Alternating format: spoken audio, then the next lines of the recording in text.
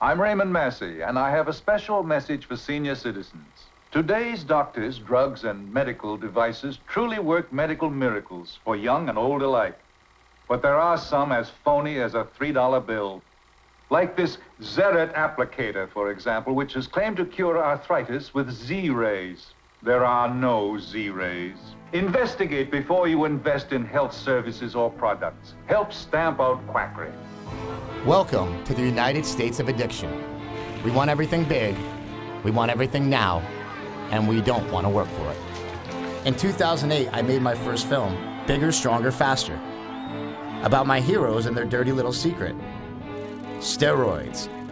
I mean, steroids were for cheaters and losers, and worse yet, they kill you, right?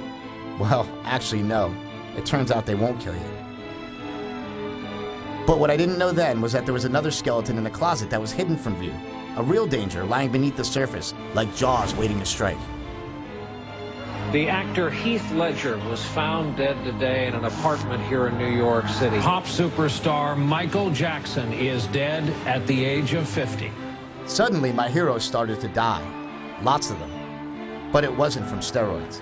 It was from drugs. The full extent of Michael Jackson's dependence on prescription drugs is splashed across today's front pages. And not the illegal kind like you would expect. We haven't lost someone to heroin in a while. We've concluded that the manner of death is accident resulting from the abuse of prescription medications. People were dying from prescription drugs. Prescription drug abuse is killing more people in this country than car wrecks. Legal drugs, the kinds the doctors give us. You know, the kindly old doctor that used to be by your bedside when you had the mumps and gave you all your flu shots? The good guy, the one looking out for our health. Prosecutors say you didn't need an appointment. All you had to do was send the doctor a text message and open your wallet.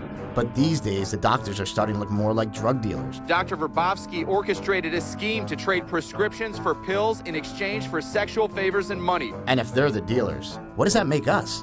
The junkies? Today, a widespread fondness for pharmaceuticals has turned the U.S. into a nation of pill poppers. How many people in this bitch pop pills? We only represent 5% of the world's population, yet we consume 75% of the world's prescription drugs. We got no business popping as many pills as we do. According to the federal government, last year more than 6 million Americans used OxyContin for recreational purposes. In 2010, 254 million prescriptions for opioids were filled in this country. That's enough painkillers to medicate every American adult around the clock for a month. I had never experienced the kind of euphoria that I got from a pain pill. We have drugs for everything. Hell, we even have drugs for things that aren't even diseases. The first and only FDA-approved prescription treatment for inadequate or not enough lashes. So how did we get this way? Talk to your doctor. Ask your doctor. Talk to your doctor. Talk to your doctor. Ask your doctor. Just talk to your doctor. Every night on TV, you see a weird-ass drug commercial trying to get you hooked on some legal shit. And they just keep naming symptoms till they get one that you fucking got, okay? It's like, are you sad? Are you lonely? You got athlete's foot? Are you hot? Are you cold? What you got? You want this pill, huh, motherfucker? You got to take this pill. Ask yourself, is it really a war on drugs? Or are we just a nation of prescription thugs?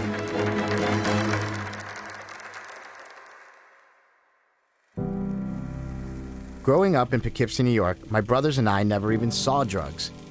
My parents were kind of nerds. They didn't even drink. We practically grew up in church. Our parents always taught us right from wrong. We knew drugs were bad, so we got into sports. From an early age, my big brother Mad Dog was my hero.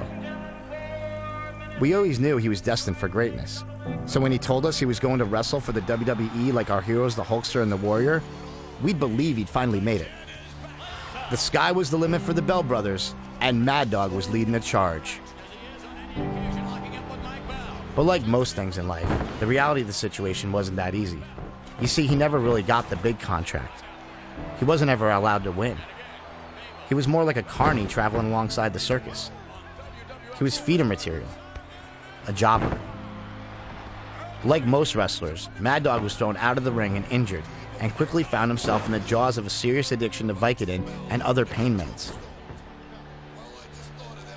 His wrestling career took a dive, and Mad Dog never quite recovered from it.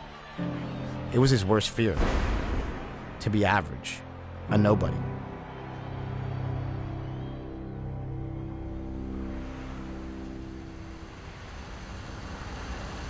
Since Bigger, Stronger, Faster, Mad Dog has been in and out of rehab, wrestling with a major addiction to prescription pills. He's decided that he's had enough, so my father's flying out to California to see if he can help. Hey, how you doing? I got it still locked. Good. What's been going on with you, though, that you had to have him come out here? What in general has been going on? Drugs or? No, not drugs. No drugs at all? No. Honestly? I came out because Mike asked me to come out, try to help him out. I don't know how long he can keep going like this. He was the one that told me on camera all the shit you were doing. I had no idea. Yeah. And I was like shaking when I'm interviewing. I'm like, what? Why didn't he tell me that? He tells me everything. Usually people do drugs, like they'll just hide it and hide it and hide it. And he's like, not with me. He's like, I don't know. Well, the problem is that I can hide it for too long of a time. I can hide it for, depending on the deal, depending on what the addiction is, I can hide it for 3 to 6 months. You know what I mean? And then that's when things start going out of control again. I've already kind of prepared myself for that phone call that Mike is dead someplace, you know? And, I mean, I've done all the crying, I've had all the feelings, I've been through all the emotions and things like that. And that doesn't mean that when it happens, or if it happens, that I'm not gonna be sad. It just means that I have done everything that I can, and I'm still doing everything that I can. Well, he'll break down and he'll be crying and he'll say, like, you know, Dad, the biggest fear I ever had in my life is being an average guy. But you have to be average before you can be any better. It's like you have to crawl before you can walk, and you have to walk before you can run, and he's stuck. You know, he's stuck right there. Mad Dog believes his addictions were fueled by his lack of success, but the closer he got to the spotlight, the bigger his problems became.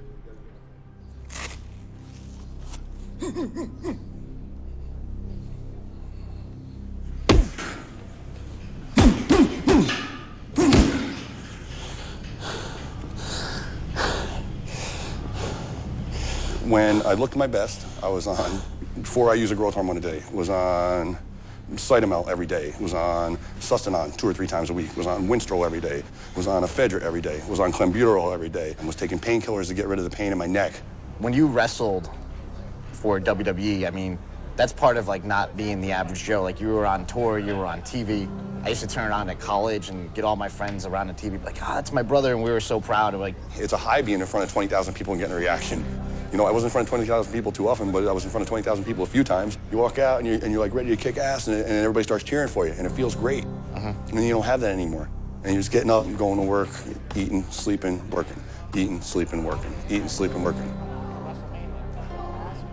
One of my biggest problems is I don't know what my dream is anymore. My dream when I was a kid was either to be some kind of pro athlete. Now it's that I just don't know. That's a huge part of my problem is I don't know where to focus my energy. And I got a family that loves me with all their heart. And I got 2 brothers that are my best friends. I got a father that's my best friend. And I got a mother that loves me with all her heart. And I hurt you guys all the time. Yeah. You know, because I do stupid things. I'm starting to realize that you guys are much more important than ever making it in any sport or anything else. How come you never realized it before? Because I was blinded by my own bullshit. Mike has been close to so many goals so many times, and then he'll set something else up as a goal and try to attain that, but never quite makes it, but never actually has any happiness in doing what he's doing. If he had a big contract, if he was doing what he thinks he wanted to do, had the adulation of the crowd all the time, he'd be the guy that's always in trouble. He'd be the people that are always blowing it. He'd be the one that would be in and out of rehab and that the newspapers were following around. But if I got a contract when I was anywhere between 21 and 35 even, I'm 36 now. If I got a contract in that 15 years that I was wrestling, I would definitely be another dead wrestler. Absolutely, positively, 100%.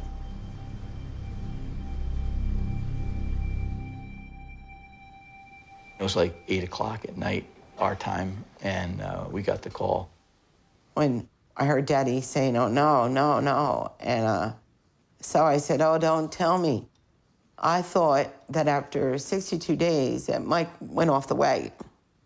I never That's what she thought. ever It thought was that Daddy that was bad. And Daddy It was grabbed worse. me and he said, Michael died, and I still. Yeah, it was a shock. The first thing I remember when she said that he was dead was what I said in the movie, that I think they're going to find him dead someday. Because barring a miracle, there was no way out for him. After another relapse, Mad Dog crawled up the stairs of a sober living facility and was barely even able to knock on the door. A month later, he was sober. 2 months later, he was dead. This is cool. This is at Sundance. This was like one of his proudest moments.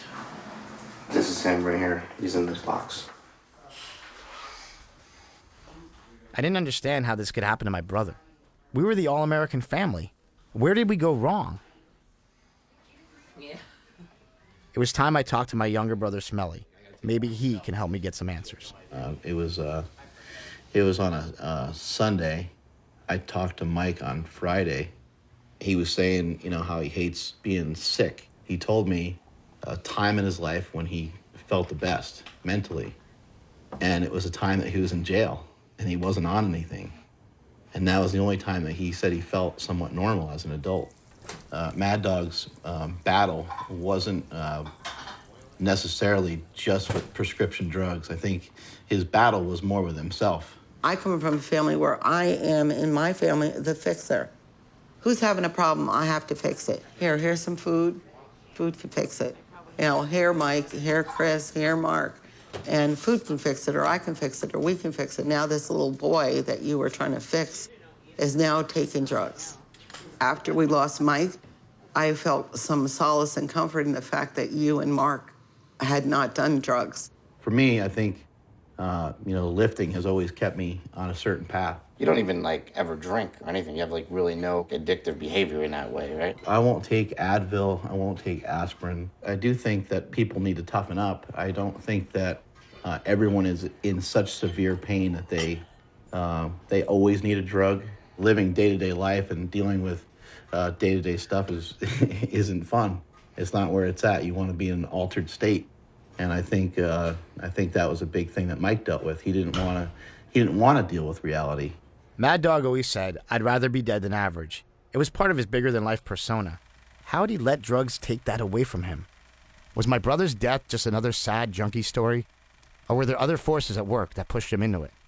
I had to find out. Mad Dog's addictions began in wrestling. If I was going to understand, I needed to start with the people that knew him best. Ryan Sakota was one of Mad Dog's best pupils before becoming a superstar for the WWE and in Japan. I never did prescription drugs until I got to WWE. And the only reason why I did them was because I wanted to keep my job. When did you take your first painkiller? From a doctor? From a doctor? No. I actually got it from a friend. Another wrestler? Another wrestler. Because that wrestler was also a doctor? No, but he's a good friend. This is my friend Horseshoe. He was one of the baddest son of a bitches in the WWE. I love dogs, man. Unlike Mad Dog, Horseshoe won most of his battles in the ring, but his battle outside the ring nearly cost him his life. You gotta get rid of the Red Bull, buddy. Why? And the cigarette. Why? Because we're gonna interview you. You can't be sitting there with a Red Bull and a cigarette. Can't interview until I finish smoking. Well, then finish smoking. I signed a contract with WCW right out of college, and then the money started rolling in, and then the pills came in because I was on the road every day. It's like to graduate to that next level, you have to do certain things that a lot of people aren't willing to do. How many pills a day were you doing? 90. 5 pills used to be enough for the day. You know what I mean? Now it wasn't enough, so I had to up it to 10. 10 pills eventually wasn't enough, so I upped it to 20. 20 wasn't. I used to take 10 at a time when I was doing 90 a day. I remember my girlfriend, she would lay out, 5 Vicodin, 3 Somas, 2 Viagras, 2 Cialis, you know, all my vitamins and minerals, and it was like a smorgasbord, you know what I mean? But I did that every day. That was normal. Viagra, Cialis in the morning? Yep, just so I was ready. Yep. Just in case. Yep, just in case. Did it ever occur to you, like, hey, look, I got a problem, I need to stop right now? No, I never really worried about it, you know? Listen, I thought I was invincible. What the fuck are pills gonna do to me? You know what I mean? You know, I never thought about dying, you know what I mean? They found me floating in the pool. So you like blacked out while you were swimming or something? Swimming. So I was floating, and apparently someone jumped in and saved me. Wake up in the ambulance, you know? Tubes up my nose, I got shit in my arms, and I wake up, and there was just, all I could see was just this light. You would think after something like that, that would be it.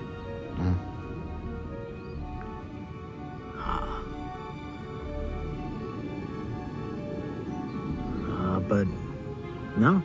December 28th of 2009 was the last time I did pills, because that's the day I had a stroke.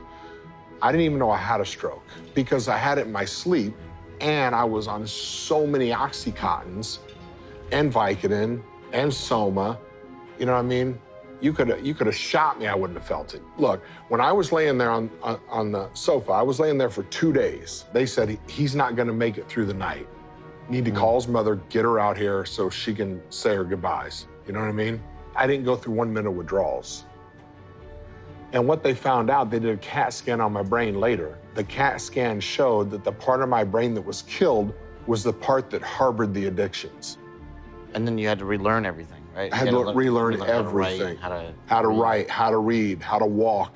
But now you're back smoking again and Yep. drinking Red Bulls again. Yep. Do you think you have, like, still have an addictive personality? Oh, listen, there's no doubt I'm an addict. That's for sure. You know what I mean? I'll be an addict till the day I die. Aspire to be a wrestler, never aspired to be a drug addict. That's what my brother used to say. And I'm actually ashamed to admit this to you, but I actually gave I remember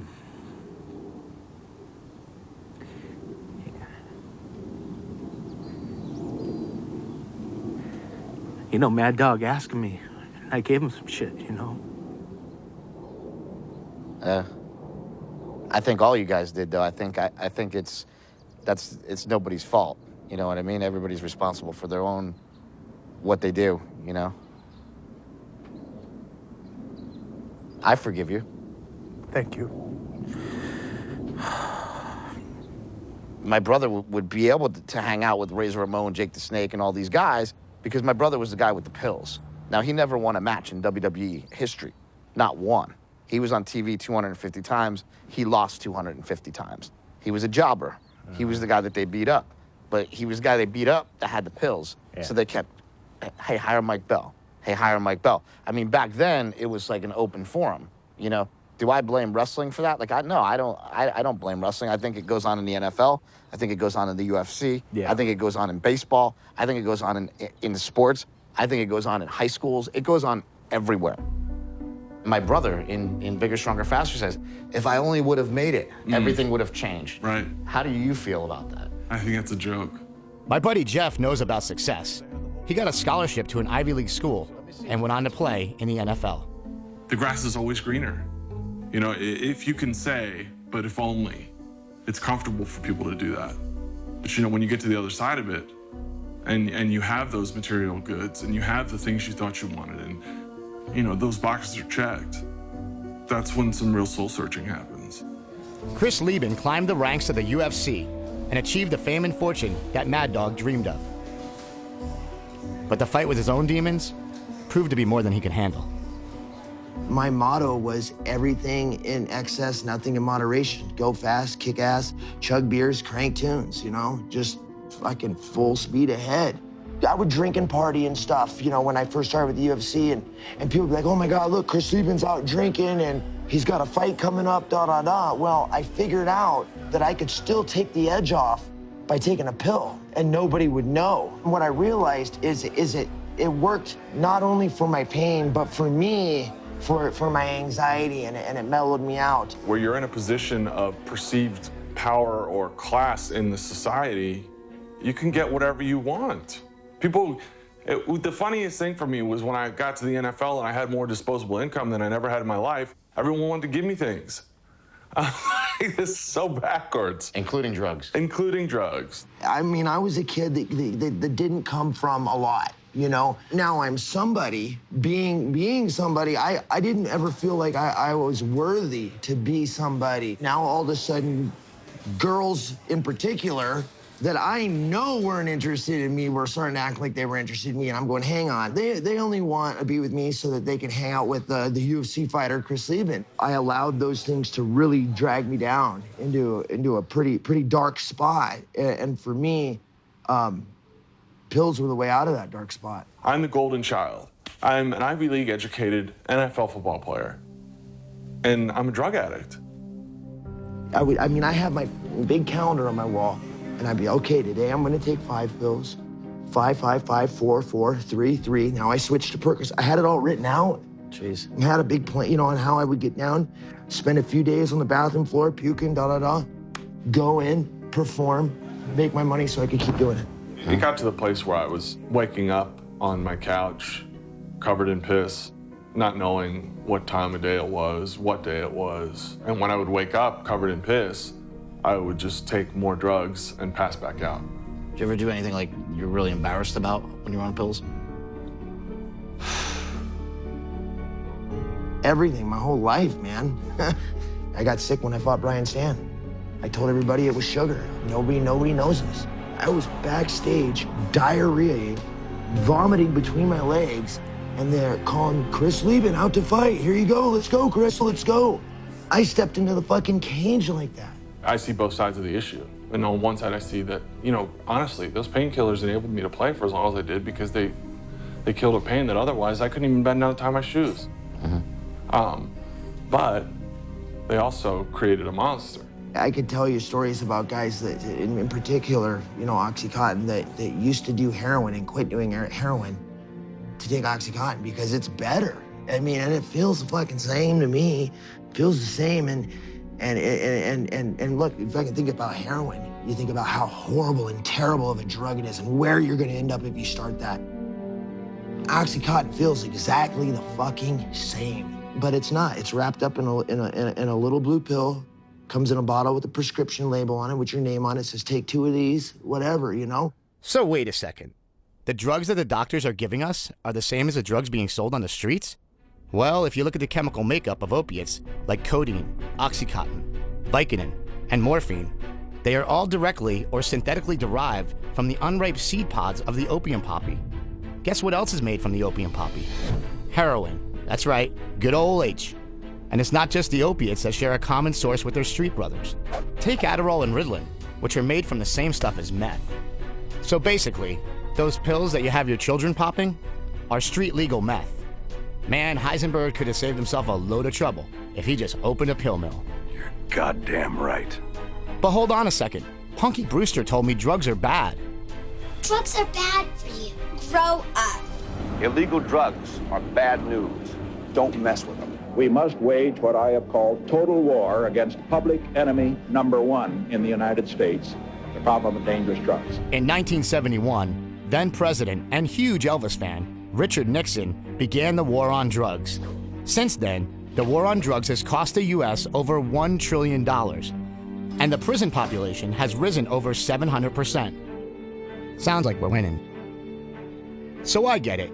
Drugs are bad, and the people who use drugs are bad guys and criminals, like Tony Montana.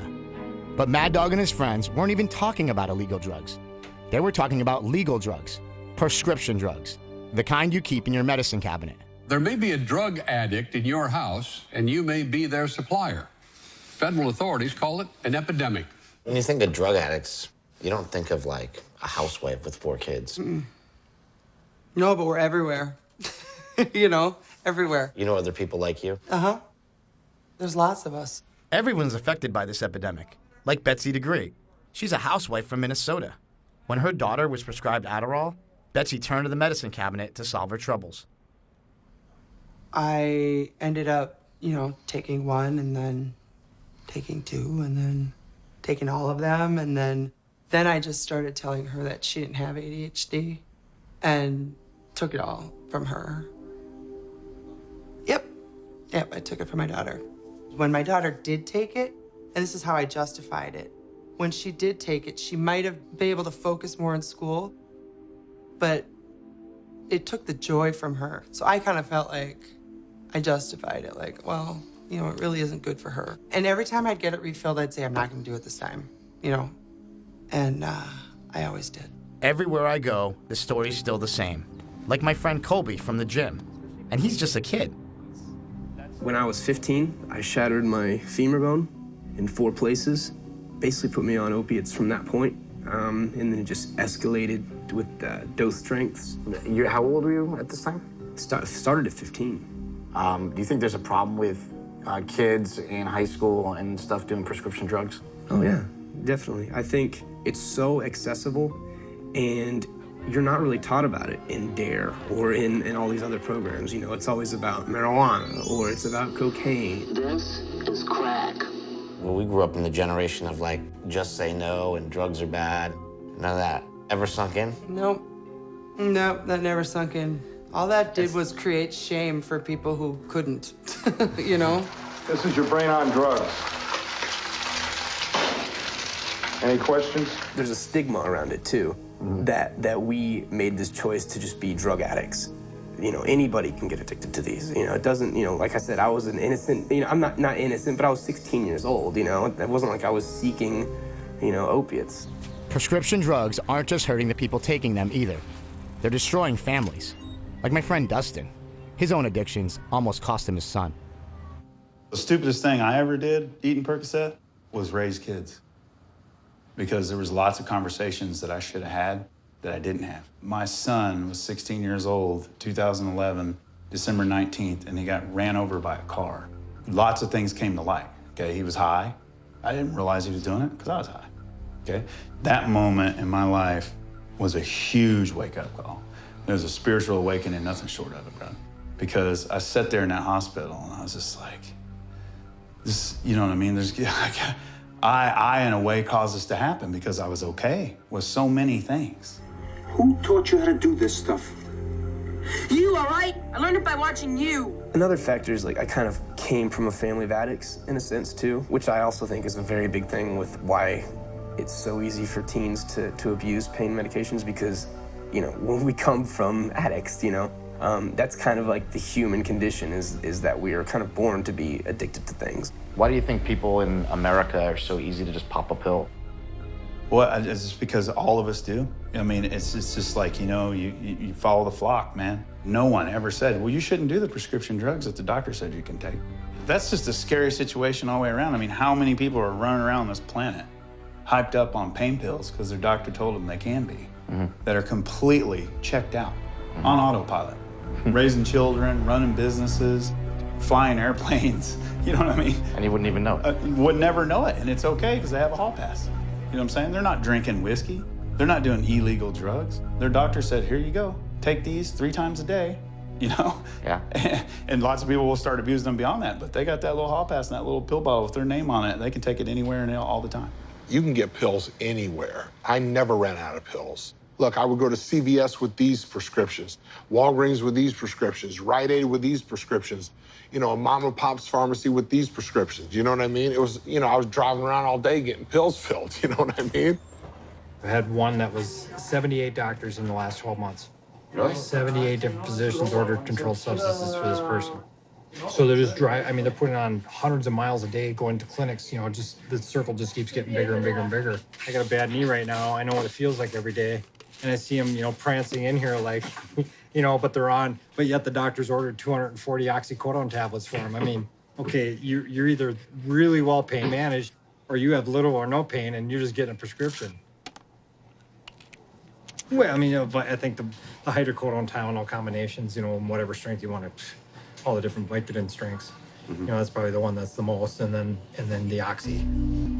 oxycodone, Oxycontin, just that whole group of medication prescribing. I mean, in my 25 years of practicing has gone up dramatically. It's amazing how many. I mean, if we did a handful a day years ago, and now it's a handful an hour. When they stopped making the OxyContin in the crushable form where you could shoot it and snort it and smoke it, when they got rid of that, their OxyContin lost 80% of its revenue. 80%. So what does that tell you right there? It tells you that people are over-prescribing OxyContin and overusing it. By how much? By 80%. Thank you. This is Richard Tate. He runs Cliffside Malibu, one of the most successful rehab facilities in California. There could not be a more clear statistic.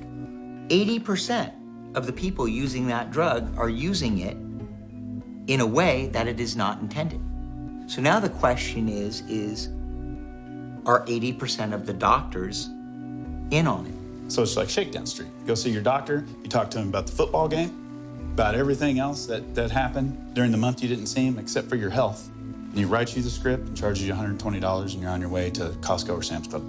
You have something called addictionologists or doctors. You don't even know.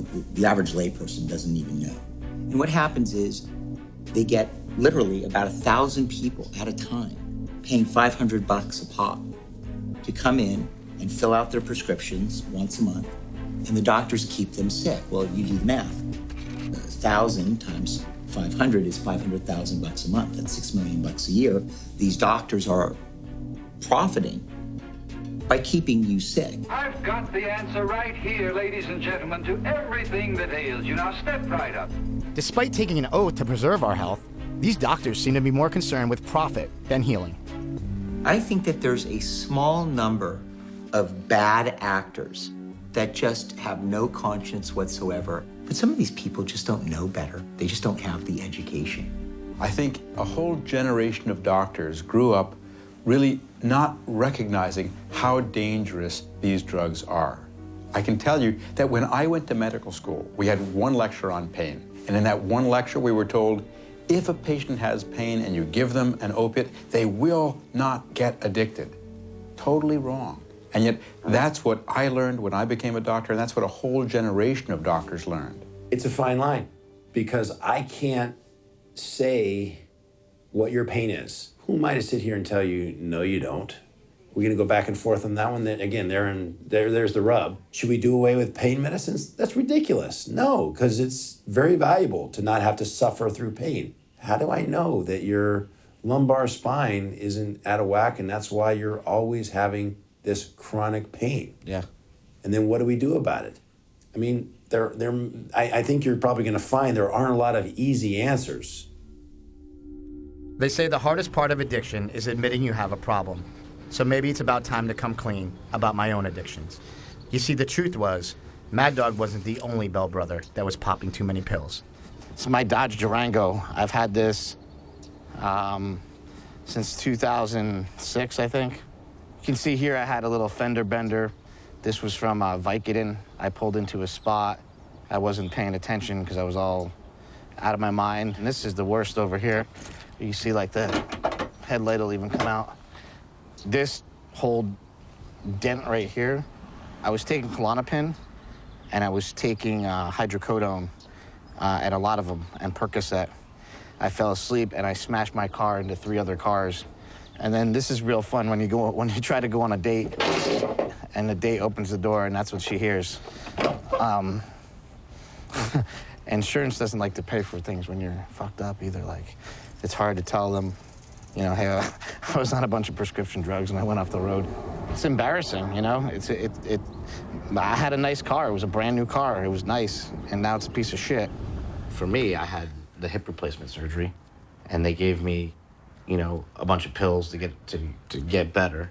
And then it got to a point where I probably didn't need them, but I was still in pain because they did both hips at the same time. One hip failed, but they didn't know it.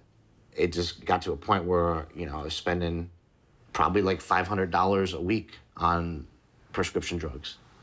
You know, like just buying them off of people on the street because I needed it because I got to the point where I was so highly addicted. How do I tell my parents that just lost their first son that, like, hey, I'm addicted to drugs and, like, I can't get off them? You could have told me, because to me, I wouldn't have thought, oh, here we just lost Mike, now we're going to lose Chris. Okay, there's a big difference in being addicted because you have pain and you're trying to overcome the pain. And the difference in Mike, where he was, like, always trying to get high. But I think it starts with pain, and then it turns into, like, an addiction where you're like, you sort of just like the feeling of being loopy. I didn't know that. I'm so sorry that you had that trouble, but I'm not sure. But you guys are also the reason I stopped doing it. So you can't be sorry. Like, in the back of my mind, I'm like, I gotta do this for my family. You know? Well, in reality, really, you have to do it for yourself. And until you're ready in here, you're not gonna accomplish anything. When we were young, did you ever think that any of your kids would grow up and have a drug problem or become a drug addict like Mike and I did? A drug addict. And I'm just, you know, I guess this is what you call it now, if you take prescription. I'm just looking at it differently as his dad. It's weird. I never did, you know, illegal drugs. Like, I never went and I did prescription drugs illegally. When Mike died, I was like, sort of, you know, at first I was like, oh my God, this is crazy. I need to get off these pills. Like, I need to stop living my life this way. I need to go back to what I was doing. And then I just got worse. I went to a doctor and said I couldn't focus. She didn't run any tests. She didn't do anything. She just said, oh, okay, well, why don't you try Adderall? You know? And then that same doctor, you know, because I was coming off the opiates, had me on Suboxone, had me on Klonopin and Adderall. Because of all those effects, even prescribed me Viagra. I didn't need Viagra, but, like, since she prescribed it... Were you even dating anybody? Or, I mean, it's not like you were married having... No, I was dating somebody, yeah, at the time. Viagra was like, I'll take it because it's fun. Like, I'll take it, you know, not because I need it. Let me just try this and see if it works, you know, and then if it works... Works on what? Whatever. Like, does it make you feel better? Does it give you pleasure? Does it get you high? Does it... make you happy? Does it make you, you know, not as sad, you know? Just because a doctor gave it to me, you know, the doctor could be just, you know, sometimes the doctors are just as bad as the drug dealers in the street. That's why there's thugs on every level. It all comes down to money in the United States. You know, in this country, if you follow the money, you're gonna come to the, you know, the answer to most of what the problems are. Well, the love of money is the root of all evil. Yeah. The love of it, not having it. Right. I like having it, I don't have the love of it. The real story that needs to be told here is, you know, how these pharmaceutical companies, you know, they produce all these pills, you know what I mean? And they flood the market with them. Look, all those guys, the pharmaceutical companies, the doctors, the people selling it, they're all drug dealers. That's the bottom line, they're all drug dealers. It's all about money.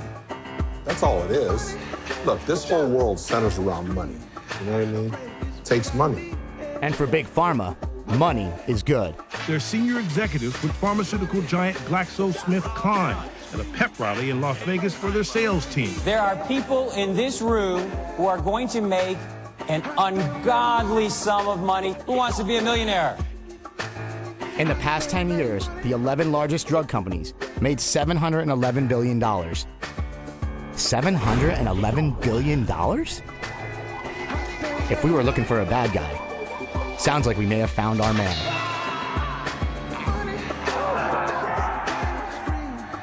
The pharmaceutical industry remains the most profitable business in the U.S. More success and financial gain for the companies will always remain possible as long as more Americans are encouraged to take drugs. Pharmaceuticals have always been around, from the apothecary of the Middle Ages to the snake oil salesman of the Wild West. All he wants is a miracle, folks. How can I deny him? If he's willing to pay for it, he's gonna get it any price. There have always been sellers of potions and tinctures with the promise of miracle cures and remedies, and most of them were far from helpful. So to protect us from these scam artists and charlatans, we created agencies like the FDA and required pharmaceutical companies to work under strict regulations. But that cut into their ability to make drugs for profit. And that's not American. Those regulations were getting in the way of big business, and pharma needed a hero. Enter everyone's favorite president and big business poster child, Ronald Reagan. The only way to stop abusing them is to stop using them. While Nancy Reagan was waging her war on drugs, Ronnie and his administration were lifting a moratorium on advertising to consumers. You know, for freedom. Big Pharma was born. Drug companies were now ready to take on the American public, and Reagan had given them access to the big guns, direct-to-consumer marketing. And in 1997, everyone's favorite saxophone-wielding president, Bill Clinton, and his administration loosened up the regulations even further, making us one of only 2 countries in the entire world that think that advertising to consumers is a good idea. I mean, I have to say, this was the advertising and marketing coup of the century. You couldn't do that before. This is my friend Dr. Gerber. In 1997, he became the first person in the United States to receive a PhD in homeopathy. I mean, the fact that you can present a problem to an audience as big as a TV audience and say, ask your doctor if such and such is right for you. Wow, I'll ask my doctor. So I go to my doctor. Lo and behold, because the rep from the company was just there with a truckload of samples, he goes, well, gee, let's see. He opens up the drawer, gives the person like a month's worth of samples, just, they're free.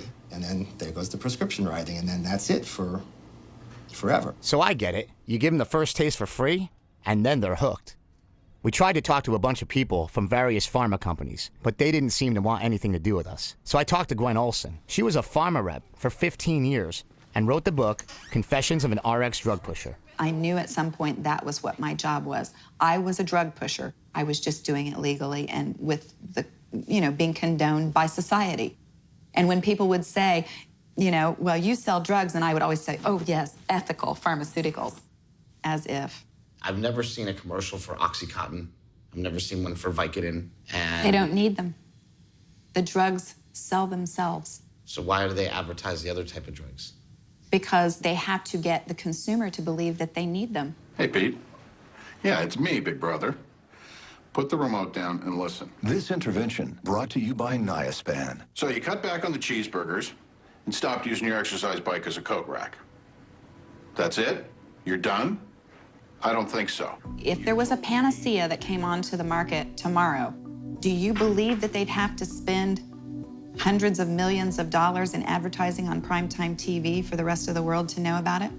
It would be word of mouth. People would know about it in a heartbeat. Women who take Lipitor or the other statin drugs for cholesterol have approaching a 50% greater chance of developing diabetes, according to this study. Well, what about all these statin drugs? Like, they're saving people's lives. We need statin drugs. Statin drugs are one of the biggest, I call it a big fat lie, because that's what the cholesterol lie is. The sickest people I've ever seen in my 32 years of practice were people whose cholesterol was too low. Without enough cholesterol in your system, your immune system can't work properly. All of the long-term data on the statins show that you will die sooner if your cholesterol is lower, particularly if you're over 55, if you're female or male. There is no benefit to the drugs.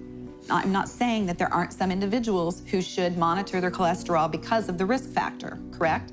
There are other means of lowering cholesterol besides taking the toxic drugs that the statins are. This is a very ingenious marketing plan. What is one of the major side effects of cholesterol-lowering drugs? Do you happen to know? Impotence. Impotence is one of the things that's complained about most frequently for men that are on cholesterol drugs.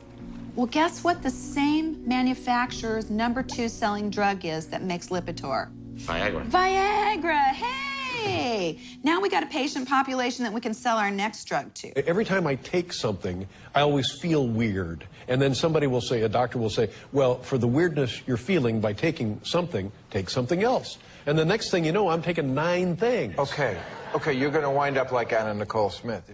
Like, there was a point in time when I had my hip surgery, I just got so conditioned to, like, taking a pill that when the next thing came up, like, oh, these painkillers are causing me anxiety, so then I need the Xanax, and then, I can't sleep, so you need the Ambien. Right. And you can't focus, so you need the Adderall. And then, like, I had like, probably 10 prescription bottles, in my cabinet. That's causing this problem, so take this, and that's causing this problem, so take this, and then before you know it, you do have 10 prescription bottles on because of one problem. Why take it if you don't need it, A lot of people have this misconception that the pharmaceutical industry is altruistic and they're philanthropists and that they're, looking to heal the world. There couldn't be anything further from the truth.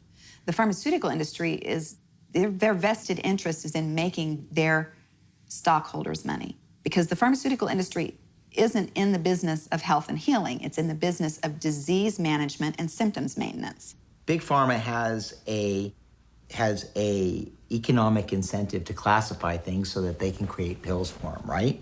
Do you know what restless leg syndrome was? I didn't. Either did I.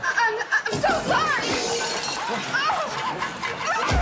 It's restless leg syndrome. That, they're sitting there because they've drank 6 cups of coffee today and they've got all these refined carbohydrates and sugars running through their body, and they're looking down there going, yeah, that's what I've got, restless leg syndrome. Let me go get a prescription for that.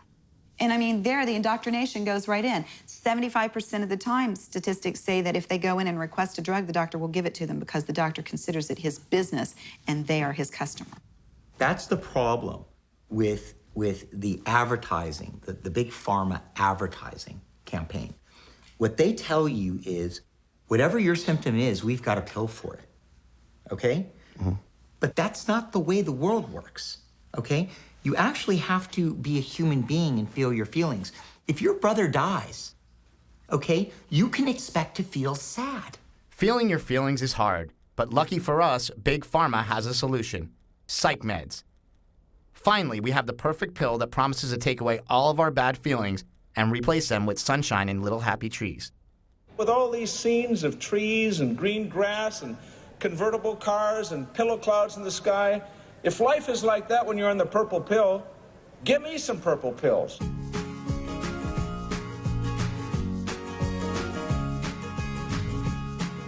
In 2001, the first Zoloft ads hit the airwaves, and we finally discovered that we were suffering from depression. America had a sickness, and depression was its name. Suddenly, the market was flooded with a tsunami of new psych meds. Now, 1 in every 10 Americans are on antidepressants, including our dogs. You heard it right, Doggy Prozac, a beef-flavored version of the well-known human antidepressant. This little guy, this is Radar. He belongs to a friend of mine, Ryan, who goes to my brother's gym. Radar's been feeling a little down lately, so Ryan took him to the doctor. So I talked to the vet, and she finally, she prescribed him Prozac. It's like a doggy-specific Prozac. It's little 8 milligram tablets that come like flavored and smell like a treat. Have you ever taken any prescription drugs? I was on Zoloft for 3 months about 6 years ago at this point. And why'd you quit taking it? I just hated it. It turned me into a zombie. You don't fear that for your dog? I mean, I do. Like this was kind of a look, I was on Prozac for 3 months. I fucking hated it, but I'm gonna give it to the same shit to him. Yeah, I mean, that's a good point. There's been a huge change in the nature of what people think of as being illnesses. Doctor and author David Healy is one of the most outspoken critics of antidepressants, especially SSRIs. Every disease can be oversold. One of the ones that's being oversold at the moment, even though it's a real illness, is bipolar disorder. It's a rare condition. It's become, in the last 10 or 15 years, 5,000 times more common than it was before. Ever since they were introduced first in the late 1950s, it's been recognized back then that antidepressants don't suit all people. If you're on an antidepressant that doesn't suit you, it can make you suicidal, and it can also make you homicidal. This can happen to you even if you're a healthy volunteer taking these pills. It's not something linked to the illness. It's a thing caused by the pill and the fact that the pill is the wrong pill for you. When drugs worked for tuberculosis vanished. When drugs supposedly work for depression or bipolar disorder these days, the illness doesn't vanish. It gets incredibly more common. Where the right kind of treatment can help save a life and save a career and save a marriage, all too often it's a condition that doesn't need treatment, and where treatment can cause you to lose your life and lose your marriage and lose your career. That's $1 billion industry. Exactly, and they're not going to give it up easily because there's no medical scientific evidence required to diagnose someone to take a psychiatric drug. So it is the most lucrative, cooperative, collusive effort that there is between allopathic healers and psychiatry. We've been sold the idea that these things work, that if you put your kids on Ritalin, they'll do better at school. If you're at work and you're taking an antidepressant, you'll do better at work. It seems rational to take them. It's not that we're irrational. We're trying to be rational, and we've been sold a bag of goods. People think that because it's prescribed by a doctor, it's safe. And it's approved by the FDA, so it's safe. I mean, these are illusory impressions that the public has. And it's not true.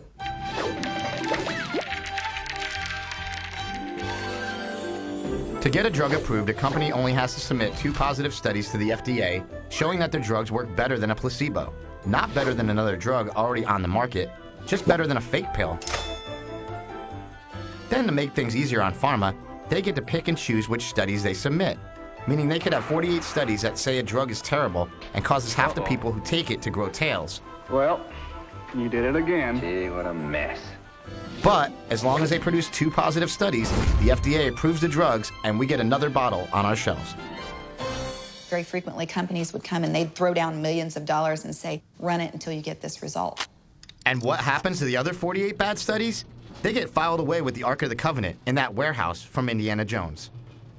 The value in drugs these days depends on companies being able to hide the data and conjure up the idea that these drugs are worth more than they actually are. The research I do, it's comparative effectiveness in drugs, has always been left to the pharma companies to do. The federal government doesn't fund that. Now, there are a lot of consulting firms that will come in and do the same kind of research. I call them sort of results are us. You tell me what you want to know, and I'll manipulate the data to find it. When it comes to publication, a lot of times, you know, a negative result or an indifferent result isn't published. I guess they call it publication bias. Even the journals, New England Journal of Medicine or JAMA, et cetera, they know, you're basically saying, well, we did a nice big study, and this new drug, everybody thinks is wonderful, had no effect. But isn't that dangerous to people taking it? If they don't know the information? Under the influence of controlled trials, believing that's the best kind of evidence, doctors stopped listening to patients and looking at patients and going by what they saw right in front of their eyes. They looked away from the patient and looked at the scientific evidence instead. What they thought they were seeing were articles by reputable academics in the best journals in the field. But what they were actually looking at was ghost-written articles, and that no one had any access to the underlying clinical trials behind these articles. So the companies could say whatever they want. I started to recognize that I wasn't getting the full picture. The information was being presented to me through rose-colored glasses so that I would present it to physicians through rose-colored glasses. I was being encouraged to misinform people. And if I was misinforming doctors, that meant doctors were misinforming their patients. So there was no informed consent taking place in the medical arena. A new report raises serious questions about the safety of prescription drugs in this country. More than ever, medications that are supposed to help people are instead making them sick, and in some cases, even killing them. Anybody who has a guaranteed insurance reimbursement will be a victim of these things. 3 out of 10 older people are taking at least 5 prescription drugs multiple times a day. Now, I asked our expert why this is happening. Tonight, I'm told they just don't know any better. I don't care if you're a foster child, if you are an elderly person that has Medicare, if you're an indigent person that has Medicaid. Older people who take a group of drugs used to treat conditions including asthma, depression, and epilepsy may have an increased risk of dementia and even death. If you are someone that they can be guaranteed that has a government job that you're going to get reimbursement, you're going to get put on one of these drugs, because that means a refill every month And that is a compliant patient, and they're going to get more money in the till down the road. Those are the patients pharma loves. And if they can get your kids, wow, then they've got a lifelong customer. Mom, I'm on an allergy medicine that won't make me drowsy. Children's Claritin chewables? Your child may be taking what is called the most abused drug in America, and you may be completely unaware of how dangerous it can be. It's true, Adderall has been named as the most abused and overused legal drug. Adderall has become the new gateway drug for kids. According to the DEA, 6,000 kids a day use prescription drugs to get high for the very first time. And it's killing them too. The district attorney's office has opened a child death investigation after a child overdosed on prescription drugs early this morning. And tomorrow, a summit will be held to talk about the growing problem of babies born to addicted prescription drugs. Many of those who are affected aren't taking pills to get high, but to get better, following a doctor's orders and accidentally developing an unshakable addiction. It's the worst epidemic we face in America today. Addiction? Prescription drug addiction. Okay? I mean, we have... Is it bigger than alcohol? Way bigger. Every 19 minutes, someone dies in this country of an accidental overdose. Every 19 minutes. That means that you take a couple pills before you go to bed, thinking you're going to get your daughter to school in the morning, and you just don't wake up. The deeper you dig, the worse these guys look. Recent publications have revealed safety problems with the drug Vioxx. With billions being made and not much to lose, critics say even in the case of crime, for this industry, nothing is likely to change. Unless people go to jail, unless the fines are much larger than they have been, the companies will find that it's cheaper to cheat. In a combination civil and criminal settlement, Pfizer has agreed to pay $2.3 billion, the largest healthcare fraud settlement in the history of the Department of Justice. But at the same time, the company made, I believe, $8 billion in profit last year. What some industry folks are skeptical about is that this isn't anything more than just the cost of doing business for a lot of these drug companies. Internal documents show that after this company positively, absolutely knew that they had a medication that was infected with the AIDS virus, they took the product off the market in the U.S. and then they dumped it in France, Europe, Asia, and Latin America. Hold on, Mike. So hold on. So you're telling me that Bayer knew that this drug was infected with the AIDS virus. They yanked it from the market in America, and then they dumped it in markets overseas? They had to figure out a way, Joe, to make a profit on a product that they could not sell in America. You know, these guys are no joke. They're printing money, they know what they're doing, and they're great at it. And if they can condition a public, an entire culture, to something that's not true, they're saving a lot of money, you know? And it doesn't help anybody. It's killing a lot of people. My niece was, she was attending Indiana University. She was a pre-med student, and she was in a car accident. And so they started her on mood stabilizers and antipsychotics and antidepressants. And by the time it was over with, she was on 14 different drugs. She had to drop out of school. She wasn't able to work. She cold turkeyed off of her drugs trying to recuperate. And that is an absolute no-no. I mean, you never, ever, ever want to stop taking a psychiatric drug cold turkey because you will go into an absolute tailspin. So out of desperation, she walked into her younger sister's room, took an angel-shaped oil lantern out of that room and poured the oil over herself, and she ignited it, and she burned herself alive. And once I had done my due diligence and my research on it, and I realized that the information had been there that these drugs caused suicidal ideation from the get-go, and that it had been covered up by the pharmaceutical industry and by the FDA, that I got angry. I spoke out when they murdered my niece, and that's what happened to my niece. They murdered your brother, they murdered my niece, because they knew that these things existed, and they knew that there were people that were vulnerable that would be taking them, and they did not inform us.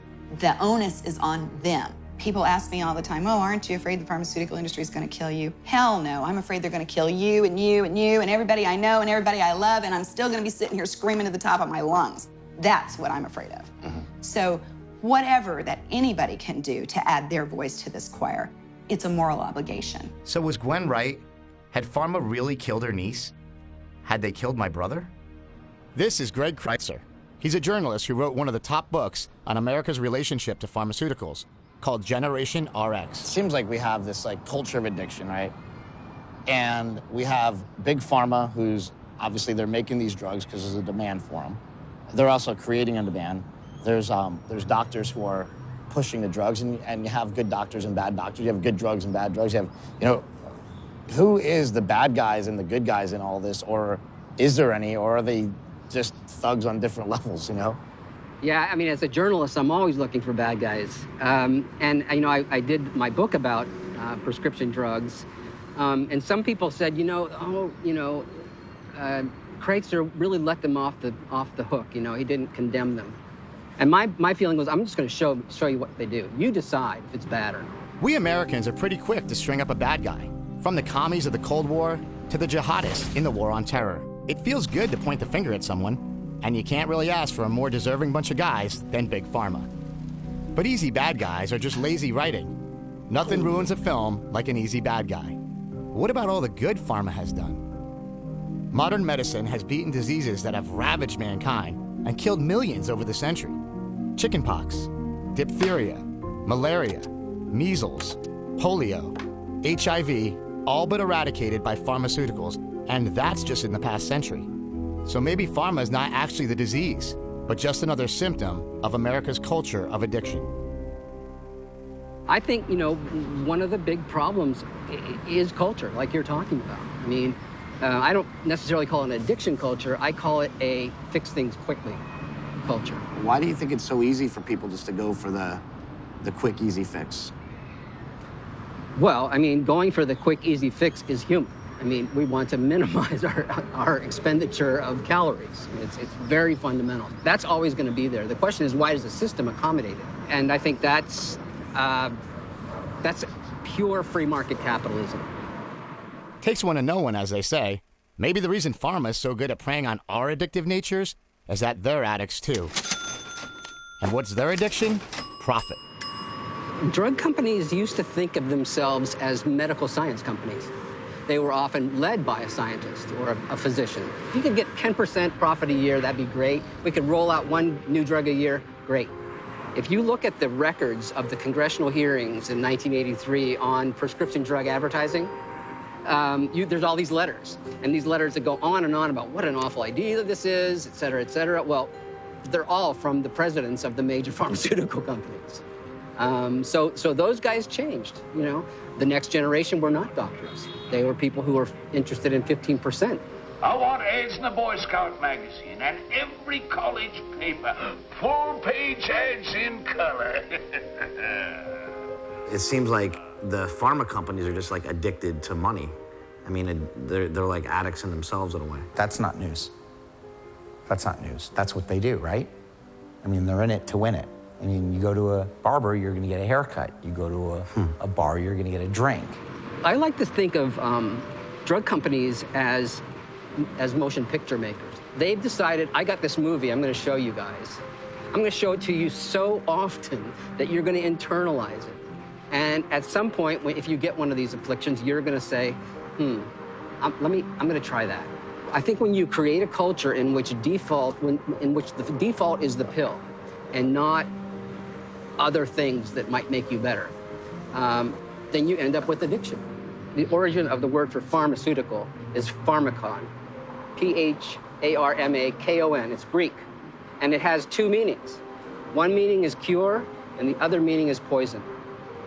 It's a very insightful word, because if you think about it, almost all medicine is poison. It's something that's foreign to our body that one part of our body or another is going to have to react to as like an invading, force. Now, sometimes it reacts a good way, and we get better. But there's always a price for the poison, is what I like to say. So, in America, we have, we say we have a war on drugs, right? Yeah. But we have... War on drugs. No, man. No. Fuck, man. It's a war on money. It's who can get the most amount of money. You know what I mean? I made my money in a lot of wrong ways back in the day, too. You know what I mean? Everybody's on the take. Yeah, fuck yeah, man. I would be, Yeah. But why is nobody stopping it? Why is nobody stopping a machine that prints government. money? Yeah, the I don't want to answer that. You know the answer to that. Everybody who's watching this knows the answer to that. Why does big oil get government subsidies? Because they sponsor campaigns. Okay? Why does big pharma allowed to continue to make money? Because they're one of the most powerful lobbying interests in the world. I think we're at a point where the United States and Europe and most major companies need to ask themselves whether the healthcare economy is sustainable with these companies in it. And I think the way they're operating, it's not. This is where we need some political leadership. But finding political leadership might prove to be harder than you think. In 2013, Big Pharma spent close to $226 million on lobbying our government with an army of 1,445 lobbyists. Congress only has 535 members. So that means pharma spent upwards of $422,000 per congressman, making sure the US government knew exactly what pharma wanted. That's a lot of influence. And in 1992, Congress passed the Prescription Drug User Fee Act, which allows pharma companies to pay a fast-track fee to the FDA of up to $350,000 per drug to speed up the approval process. Like the Fast Pass line at Disneyland, their drugs get bumped to the front of the line, and the result? More drugs hitting the market and pharma's profits exploding. If success is measured by return on the dollar, the pharmaceutical industry made a killing. Maybe Horseshoe was right. Maybe everybody is on the take. They say if you have a problem in America, you can visit your local congressman. I tried it in my last film. Maybe it'll work better this time. This is California Congressman Ted Lieu. In a state with one of the highest rates of opiate addiction and overdoses in the country, Congressman Lieu, unlike a lot of other politicians, is actually trying to do something about it. For a long time, we've had a war on illegal drugs. These are legal drugs that are killing far more people, and we need to have systems in place where we can identify someone that may be abusing these painkillers. The Cure system, for example, is a database that would let pharmacies and doctors know if a patient is going to multiple pharmacies or multiple doctors trying to get the same prescription medication. Is there any sort of motion to make the Cures program or a program like it national? So it would be great if there was a national, fully funded program. As you know, it's been difficult to get things through Congress these days, so I don't have high hopes for that. So the individual states, I believe, will have to pick up the slack. What's your feeling on like the medical marijuana stuff? Well, people are not dying from medical marijuana. They are dying from legal prescription drugs, especially these powerful painkillers. I had a question for you because I think this is pretty crazy. It's like you can just go on Craigslist, right? And you can type in like Oxycontin, Xanax, whatever you want. And you can just pull it up and get it. And they've done stuff like outlawed escorts on Craigslist. Right. But they haven't done anything about the prescription drugs. How do we get people like that to cooperate? So I did not know that until you told me. So let me ask you this. When you put that in Craigslist, is it a doctor that issues a prescription? Or do you just get something mailed to your home? It's some dude, And they just get it brought to you or mailed to you? You go meet some shady guy in, some shady part of town. And you have, pink, delivery only, $10. And then you click on it. Minimum 10, must have address, discreet delivery, must have callback number, limited amount. Send email to firewooddelivered@gmail.com. Wait for call back or text tone. That's illegal. So they could just stop this. Well, they could put in these words and say, anything with this word will be removed. I got it. I mean, it could be that simple, right? I mean, it's like... Yeah, that's crazy. Thank you. Look at Suboxone. Oh, my goodness. Hey, I have a little more than 10. Only want to sell all at once. That's just illegal. That's amazing. Okay, all right. Thank you. Thanks for showing that to me. Thanks. Great. Cool. Senator Lieu's holding a press conference to have Craigslist stop letting people advertise prescription drugs on their website, and this is all because of this film, which is kind of crazy. It's interesting that you can make a movie and actually affect a change in people and affect, things that happen every day, and maybe save some lives along the way. If not, then I just ratted out all these people's drug hookups, and they'll probably hate me. But I wasn't the guy that shut down the prostitutes, if anybody out there is wondering. If you're on Craigslist selling dope, we're going to put you in jail. And that's my message to you. Senator Lou? Thank you. Thank you, Assistant Sheriff Pentis. More people die from prescription painkillers than cocaine and heroin combined. And Craigslist is helping to facilitate this. That's why last month, Nevada State Senator Segerblom and I sent a letter to Craigslist asking them to take down these ads.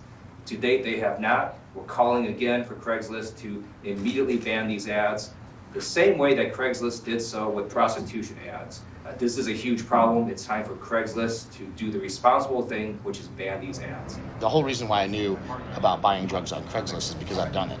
I'm not happy to say that I've done it, but I've done it. And I think that that's the only way you can sort of affect change, is to go out and, be honest with people and tell them what you did. And I was addicted to pills because I had a hip problem, but it's no different from somebody who gets addicted because they like to be high. My brother died, and a big reason why he's not here is prescription drugs. And until you see that happen, until you see people go down that path, people think it's a joke, but it's not a joke. It's serious. Get out of here.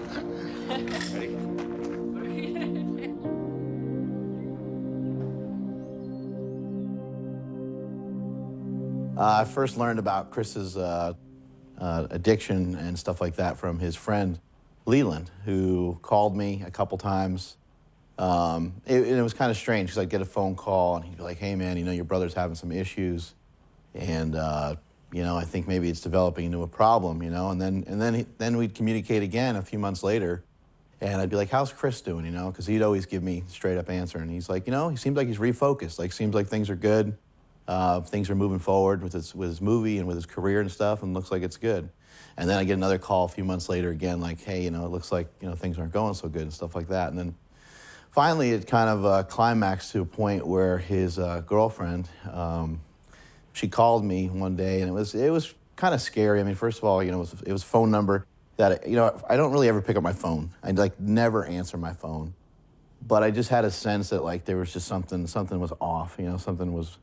I just had a sense that something may be wrong. And so I answered it, and it was his girlfriend, and she couldn't talk.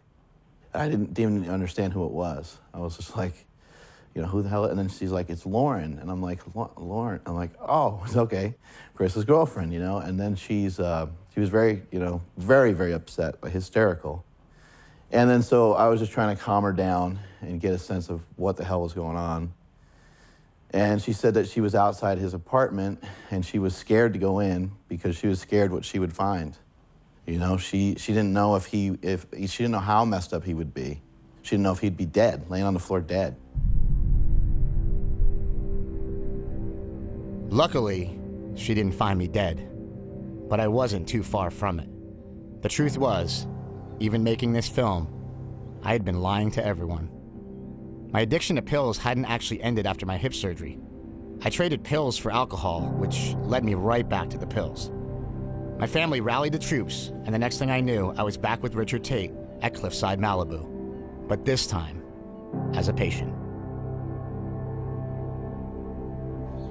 After 60 days of rehab, I finally got to come home. I'm so happy. I couldn't. I prayed so much for this. I'm just so happy you're doing what you do. You know what? Oh, it's okay. I needed to go to rehab, so whatever I did, whether it was subconsciously, it definitely wasn't consciously. Oh, no. It was subconsciously. Whatever I did subconsciously was like some sort of weird cry for help because I didn't know how to say it. I knew I had a problem still. And I couldn't, I was like, well, I went out and I raised the money for this movie and I got funded on this movie. And they're like, okay, here, go ahead, go make your movie. What am I gonna do? Turn around and be like, well, here's the problem with the movie. I'm actually a drug addict and an alcoholic and I can't admit it to you. So let's not make the movie. I was already wheels in motion. And I'm like, You know, when they said, okay, you won, you got the money, I'm like, shit, now I got the money, now I actually have to do it. With you, you know, I know, you know, if I get phone calls a lot and you're excited, I know that you're doing good. But it's when you don't want to talk, when I know you're not doing good. And I don't want to make that phone call. You kind of play these things out and you're just going to be like, oh, he's just going to tell me to fuck off. You know, and I don't know why. But I wouldn't do that. I respect you probably more than anybody. You'd be the only person I'd listen to. Yeah. The only one. Yeah. Yeah, it's tough. Like I said, you know, I'm starting to welt up right now over it. There's so much that I've lied about. There's so much that that I feel sorry, like feel bad for. Even like during the course of this movie, I'm a liar. You know, in the middle of the movie, I go to the state capitol and I talk to the senator, and I say to him, you know, you can buy these drugs on Craigslist. And he said, well, how do you know? And I said, well, I used to do it years ago. I was doing it while I was making the movie. Right. I was on the phone calling people on Craigslist buying Xanax. If you're an addict, you don't have a choice, okay? You don't have control over it. It's got control over you. What this is it's a behavioral disorder. You habituate, you do over and over and over again certain actions, and you create a neural pathway in your brain, okay? And that's the action that you're more likely to repeat. Anytime you're out of balance with anything, at its most simplest level, it's a behavior that you want to change, and you have to replace it with a behavior that is more mindful and balanced. So you change that behavior that's causing you wreckage or grief in some way, and you replace it with a behavior that serves you. The problem with people is that they don't want to take responsibility. They want to blame someone else. The pharmaceutical industry isn't doing this to us if we don't allow it to be done. There's something called consumer demand. If there was no consumer demand, they would stop pushing the things down our throats. So people have to be proactive, and they have to start self-educating and be their own health advocate. If you don't speak up for you, no one is going to speak up for you. This is Kat Taylor. She's a child psychologist specializing in families dealing with addiction. Why do you think addiction is such a big problem in America? Our culture trains us to avoid bad things. And I work with a lot of children, and I ask them to identify a time they felt sad. And I have a lot of children that will not identify a time they feel sad, because we're not supposed to be sad. We get these messages in our media and in our culture that everything's supposed to be great. Anybody could just go to Facebook, right? Everything looks wonderful on Facebook, right? We're all launching our own little campaigns about how great our lives are, and we want to have the white picket fence, and we want to have that American dream, and it's just going to be, everything's going to be great. So this abject denial of anything negative leads us to feel very uncomfortable. But a lot of times those feelings are normal. Negative feelings are normal. Sad feelings are normal. It's part of life. We have to accept it. As I was going through the footage of this film, I came across an interview my father did with my brother right before he died. That seems to get to the heart of the matter. So what's your plan? What do you think you're going to do? Yeah, what I need to do is all the energy and time and money that I waste and spend on self-destructing, I need to spend on self-improving. The biggest thing that you said is that you don't want to be an average Joe. And my point is there's nothing wrong with being an average Joe, because average Joe is the guy who fights for his country. You know, he doesn't know how to do it, but he gets to Normandy on the beach and he decides, I'm going to step up and get this done. That's average Joe. He steps up to the plate and takes care of the problem, whatever the problem is, you know? Like, I don't really feel like there's any problem with being an average Joe, but you do. You think that, I think you think that you need to be, or you want to be, a superstar of some kind. Well, I thought I was over that, and apparently I'm not. You know what I mean? Like, well, but that's the thing, though. I don't think that would make you happy, even if you were. You can't go on to be a superstar, a super personality, a super anything until you step up to the plate and manage your own problem. You could go on and be great and happy. You could end up dead doing what you're doing. And that's not what I want for you. Okay. And I'm here because I'm willing to do whatever it takes to help you. I love you. I don't know what else to say at this point. Me neither, but I think we should talk again before they leave, though. Love you. Love you. Thanks for coming out. Yep, I can't get up anymore. At the beginning of this movie, I said my heroes were dying. But maybe I just chose the wrong heroes. Maybe the real heroes are the average Joes. People like my father. Maybe if Mad Dog and I were satisfied with what we had, instead of feeling like the grass is always greener, we wouldn't have turned to something outside of ourselves for our happiness. In a much bigger thing, like this movie is not really about just like prescription drugs. It's like about addiction. It's about like, why do we get hooked on shit? Why are we so it's so easy to just be like, I need my Starbucks every day. I need this every day. I need that every day. When we are sort of at our limit of how many addictions we can have, something new comes out. You know what I mean? If there's anything I've learned over the course of making this film, America is a nation of addicts. We live in a quick fix consumer culture where the good life is just a purchase away. Whether it's a new car, a new iPhone, or a new pill, all of your problems can be solved with this amazing new product. And that is something that Big Pharma has exploited incredibly well and to disastrous effect. We are constantly bombarded by images of unattainable lifestyles inhabited by always smiling people who seem to have no problems. But the real world is full of problems, and we're never told what to do with the emptiness that leaves behind. I am on a lot of prescription pills, though. Oh, is that a story? No, it's an addiction. Is being hooked on video games a medical condition? Startling new insight into the addictive power of sugary, salty, and fatty foods. Coffee addiction is real, and Americans drink more coffee than anyone else. We've been reporting on internet addictions, on a mom who spent 50 hours a week playing online games, and a dad who became obsessed with internet porn sites. Somewhere along the way, we traded doing the hard thing for doing the easy thing, and it hasn't suited us well. In our push to become the greatest country in the world, we have lost sight of what made us that way in the first place. It's time for America to detox. We need to examine why we are so quick to eat that cheeseburger, drink that coffee, or take those pills. Do we really need it, or are we just feeding the addict that hides in us all? Mr. Pharmacist, can you help me out today in your usual lovely way? Oh, Mr.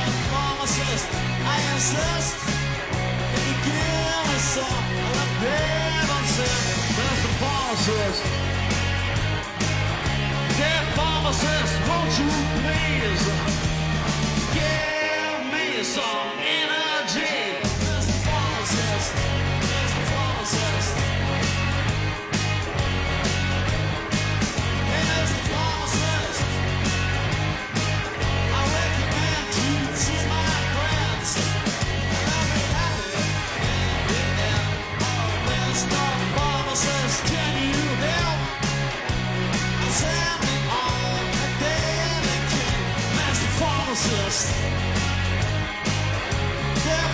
To lose your mind, you better stock me up for the winter time. There's the pharmacist, there's the pharmacist.